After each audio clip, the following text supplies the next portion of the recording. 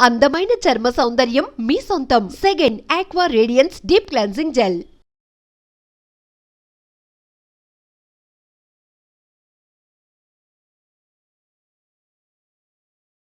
Welcome to iDream. దేశంలో ఇటీవల ప్రకటించిన రికార్డుల ప్రకారం చూస్తే హత్యల కన్నా రోడ్డు ప్రమాదాల వల్ల దాదాపు లక్షలాది మంది ప్రాణాలు కోల్పోయారు. అంతకు రెండిట్లు వాళ్ళందరూ కూడా వికలాంగులై ఉంటారు. అంటే దీనికి ప్రధాన కారణం రకరకాలు కనిపిస్తుంటాయి. రోడ్ సేఫ్టీ సరిగ్గా లేకపోవడం, పబ్లిక్ రోడ్డు మీద అవగాహన లేకపోవడం, వాళ్ళ విచ్చలవిడితనం, ట్రాఫిక్ రూల్స్ పాటించకపోవడమే ప్రధాన కారణం అంటూ ఇటీవల చెప్తున్న రికార్డులు చెప్తున్నాయి. అయితే ఇప్పుడు మనం దానికి ఎలా నేర్చుకోవాలి, రోడ్డు మీదకి వచ్చిన వ్యక్తి తిరిగి క్షేమంగా ఇంటికి రావాలంటే ఏం చేయాలి అనే విషయం మనతో మాట్లాడడానికి Madanapalle motor vehicle inspector Shivling గారు ప్రస్తుతం ఉన్నారు. ఆయన అడిగి ప్రతి వ్యక్తి గమ్యస్థానం చేరుకోవాలంటే క్షేమంగా రావాలంటే ఏం చేయాలి, మనం ఒక్కరమే క్షేమంగా వెళ్ళడం కాదు, అవతల వ్యక్తి కూడా క్షేమంగా రాస్తేనే మనం ఇంటికి వచ్చే పరిస్థితులు కనిపిస్తున్నాయి. దీనికి ప్రధాన కారణం ఏంటి, ఈ సమస్యను ఎలాగ మనం తగ్గించుకోవాలనే విషయాన్ని సార్ అడుగుతాం. సార్ నమస్తే. సార్ శివలింగ్ గారు. సార్ మన ఇటీవల నేషనల్ సెక్యూరిటీ రికార్డు ఎన్సీఆర్బి చూస్తే, నేషనల్ క్రైమ్ రికార్డ్ బ్యూరో వాళ్ళు ఇచ్చిన రికార్డు చూస్తే 1,50,000 మంది ప్రాణాలు కోల్పోయారు. అవును సార్.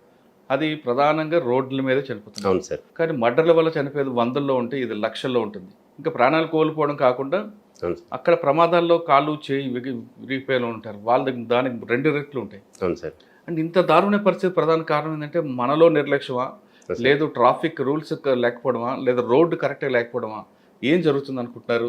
అసలు ఏం చేస్తే ఈ సమస్యను పూర్తిగా తగ్గించిపోయినా కనీసం సంఖ్యను లక్షల్లోంచి 100 వేలలోంచి 100లో రావాలంటే ప్రభుత్వం ఏం చేయాలి, ప్రజలు ఏం చేయాలి?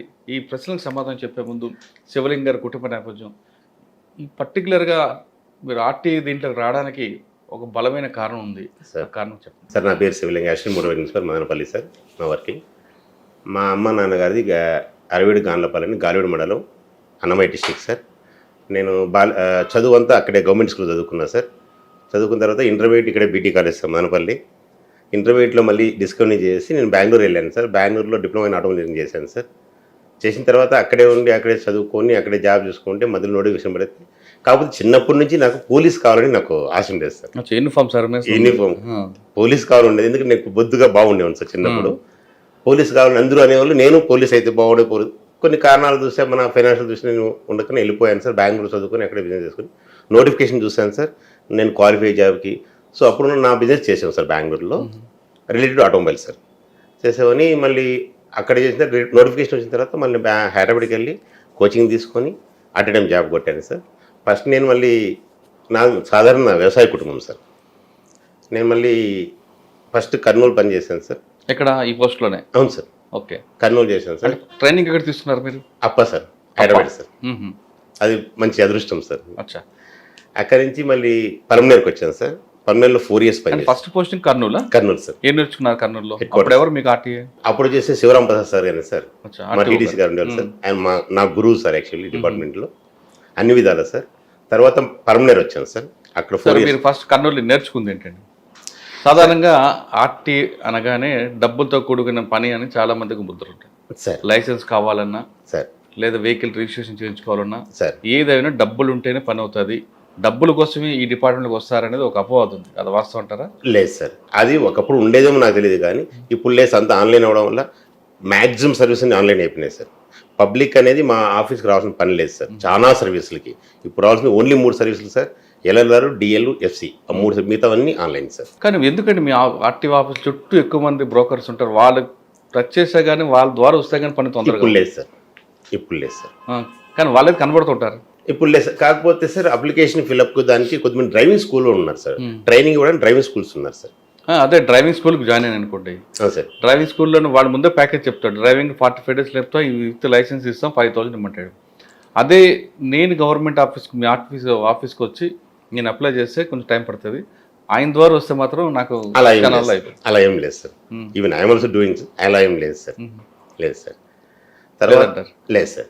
కర్నూలులో మీ డ్యూటీ ఏముంటుందండి సార్? రిజిస్ట్రేషన్ లేదని హైవే మీద రిజిస్ట్రేషన్స్ ఉంటాయి సార్. ఎఫ్సీలు చూడాలి sir, DL sir, LLR test పెట్టాలి సార్. తర్వాత ఎన్ఫోర్స్మెంట్ ఉంటుంది సార్. ఎన్ఫోర్స్మెంట్ అంటే checking sir, vehicle checking sir. Overload తిరుగుతున్నాయా, వితౌట్ సీట్ బెల్టా, వితౌట్ హెల్మెటా, రోడ్ అవేర్నెస్, అట్లా చెకింగ్ ఉంటుంది సార్. కానీ మీరు ఎన్ఫోర్స్మెంట్ హైవే మీద మన బోర్డర్ చెక్ పోస్ట్ ఉంటాయి, లేదా మీరు అన్నట్లుగా ఆర్టీఏ చెక్ పోస్ట్ ఉంటుంది, అవును సార్. హెవీ వెహికల్స్ వస్తాయి, అవును సార్. వాళ్ళ పేపర్లు చెక్ చేయడం మీ డ్యూటీ. అవును సార్. ఓకే, ఆ పేపర్ల మధ్యన ఒక నోటు పెట్టి తీస్తే కానీ తీసుకోరంటారు. అది లేదు సార్, అది అబద్ధం సార్. అబద్ధం సార్, అది అబద్ధం సార్. అది ఇప్పుడు ఒక సినిమాలో చూపించింది ఇది సార్. కాదు సార్, సినిమాలో కాదు, నేను చూసా చెక్ పోస్టుల దగ్గర. లేదు సార్, నేను చేయలేదు సార్. ఇంటిగ్రేట్ చెక్ పోస్ట్ దగ్గర ఖచ్చితంగా డబ్బులు ఇస్తే కానీ. ఇంటిగ్రేట్ చెక్ పోస్ట్ అంటే 4-5 చెక్ పోస్టులు ఉంటాయి సార్. అందులో మీది కూడా ఒకటి. అవును సార్. రోజులు మారాయి సార్. అంటే ఒకప్పుడు గతం అదంతా ఉండొచ్చునేమో సార్. అచ్చా, రోజులు మారాయి సార్. ఓకే. ఎన్ఫోర్స్మెంట్ తర్వాత ఏం చేయించుకున్నారు అక్కడ కర్నూలులో? ఎన్ఫోర్స్మెంట్లో చేసేటప్పుడే సార్ నాకు ఒక అవగాహన ఏంటంటే, నాకు వచ్చిన ఇదేంటంటే సార్, యాక్సిడెంట్ విపరీతంగా అయ్యేది సార్. విపరీతంగా అంటే సార్, ఇందాక మీరు చెప్పినట్లు పర్ ఇయర్ ఒక డిస్టిక్లో 800 పీపుల్ చనిపోతారు సార్. అంటే ఒక మేజర్ విలేజ్ సార్, ఒక మేజర్ విలేజ్ సార్. అదే పర్ ఇయర్ మన state, I mean every state sir 8,000 మంది చనిపోతారు సార్. ఈ యావరేజ్గా తీసుకుంటే పర్ ఇయర్ 1,75,000 మంది సరాసరి చెప్తారు సార్. 1 ఇయర్ హెచ్చు తగ్గులు అవ్వచ్చు, దేశవ్యాప్తంగా చనిపోతారు సార్. సరాసరిగా 4 లక్షల మంది అవయవాలు పోగొట్టుకుంటారు సార్. పార్షియలీ డిజేబుల్, పర్మనెంట్ డిజేబుల్ అవుతారు సార్. ఇది నేను చూశాను సార్. ఎక్కడ లోటుపాట్లు ఉన్నాయి, ఎందుకు యాక్షన్స్ ఎక్కువ జరుగుతున్నాయంటే అప్పటి నుంచి రోడ్ సేఫ్టీ మీటింగ్లు పెట్టడం, అవేర్నెస్ తీసుకురావడం అని నాకు ఇంట్రెస్ట్గా వచ్చింది సార్. అంటే ఇందులో మీ డిపార్ట్మెంట్ కాకుండా డ్రైవర్ వైపు నుంచి కూడా చాలా మిస్టేక్స్ ఉంటాయి కదా సార్. యాక్సిడెంట్స్ సార్ ఇప్పుడున్న ప్రస్తుత కాలం నుంచి మ్యాక్సిమం 85 అబౌవ్ సార్ మానవ తప్పిదనాలు సార్. అనాలిసిస్ చెప్తుంది, గణాంకాలు చెప్తుంది అదే సార్. సార్ కర్నూలు నుండి మీ కర్నూలులో బాగా గుర్తుండిపోయిన సంఘటన ఉందా రోడ్ యాక్సిడెంట్స్లో? ఎవరైనా ఒక కేస్ స్టడీ కానీ? కేస్ స్టడీ అక్కడ ఏం లేదు సార్, ఎందుకంటే నేను కొత్తగా వచ్చాను కాబట్టి అప్పుడు నాకు ఉండేది కాదు సార్. సార్ కర్నూలు తర్వాత పలమనేరు వచ్చాను సార్. ఓకే. పలమనేరులో సార్ ఒక అతను కేస్ స్టడీ అంటే సార్, ఒక Etios sir, Karnataka registration Etios sir. Morning action జరుగుతుంది సార్. మార్నింగ్ యాక్షన్ జరుగుతుంది. 5 పీపుల్ స్పాట్ సార్. అయ్యో, విత్ కిడ్ సార్. అక్కడ నేను వెళ్ళాను సార్, స్పాట్లో చూశాను. ఆ హృదయదారు చూడలేకపోయాను సార్. నేను ఎందుకు జరిగింది నేను వెళ్ళాను. నేనే ఆ కేసు స్టడీ చేసింది నేనే sir. APSRTC plus car 2 sir. ఏపీఎస్ఆర్టీసీగా లెఫ్ట్లో ఉన్నాడు, ప్యూర్ లెఫ్ట్లో ఉన్నాడు సార్. వెళ్ళిపోయాడు సార్, తను ఎక్స్ట్రీమ్ లెఫ్ట్కి వెళ్ళాడు. కారే వచ్చి కొట్టింది సార్. నేను చూస్తే, నేను అక్కడ ఉన్న వాళ్ళ బంధువులను అడిగితే నైట్ అంతా పెళ్ళిలో ఉన్నాడు సార్.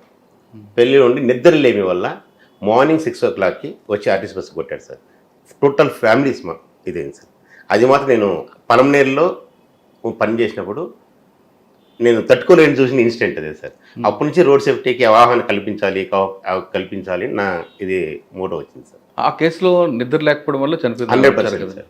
దానికి రెమెడీగా మీరు ఏమైనా తీసుకున్నారా? అంటే సేఫ్టీ ఒకటే కాకుండా నైట్ జర్నీ చేసిన వాళ్ళకి చెక్ చేయడం కానీ సార్ మేమేం చేసామని సార్, వాష్ అండ్ గోన్ పెడతాం sir. Actually in general lorry డ్రైవర్లు కానీ, బస్ డ్రైవర్లు కానీ, కార్ డ్రైవర్లు కానీ నైట్లో మేము నైట్ డ్యూటీ చేసేటప్పుడు ఒక డ్రమ్ తీసుకొని వాటర్ పెట్టి అయ్యాక మొహం గడక్కెళ్ళండి. సమ్ టైమ్స్ వీళ్ళు sponsor tea also sir. Tea కూడా ఇచ్చి వాళ్ళని 10 నిమిషాలు తిరగండి, నడిస్తే నిద్ర ఉండదు అని చెప్పి, లేదు మీకు మరీ నిద్ర ఎక్కువ వస్తుందా, ఒక హోటల్ దగ్గరనో, ఒక టోల్ ప్లాజానో మీ సురక్షిత ప్రాంతంలో బండి నిలిపి 1 hour డ్రైవ్ చేసి ఇంటికి వెళ్ళండి అని చెప్తాం సార్. సాధారణంగా 2 గంటలు జర్నీ చేసిన తర్వాత ఒక 5 నిమిషాలు బ్రేక్ తీసుకొని, 10 నిమిషాలు బ్రేక్ తీసుకొని వెళ్ళాలి. మీ రూల్స్ చెప్తాయి. షాప్ ఉంది సార్, అంతే కదా, తీసుకోవాలి. కానీ కంటిన్యూగా 8 hours 9 hours జర్నీ చేస్తుంటారు కదండి సార్. అది ఏంటంటే సార్, మనకు ఉన్న ప్యాసింజర్, ఇప్పుడు ఒక లారీ ఉందనుకోండి సార్, లారీకి డ్రైవర్కి లేని అవగాహన రాయితాం సార్. నాకు లైసెన్స్ ఉంది, నేను డ్రైవ్ చేయాలి, నేను ఇంటికి వెళ్ళాలి. బట్ తన మనసులో ఏంటంటే సార్, నేను ఇంటికి వెళ్ళిన ఏం చేయాలి, నిద్రపోవాలి కదా అనేది తగదు సార్. నేను ఇంటికి వెళ్ళిపోలేని ఆతృత వెళ్తుంది సార్. మన కారులో సార్ ఎస్పెషల్లీ సార్, ఒక డ్రైవర్ ఉంటాడు సార్ రోడ్లో, 3 years నుంచి డ్రైవ్ చేస్తుంటాడు. మా ఊరు 3 years నుంచి డ్రైవ్ చేస్తున్నాడు, ఎక్కడ యాక్సిడెంట్ లేదంటాడు సార్. ఎక్కడ యాక్సిడెంట్ లేదంటాడు సార్. ఈ రోజు జరగదు యాక్సిడెంట్ లేదని అయితే నమ్మకం లేదు సార్.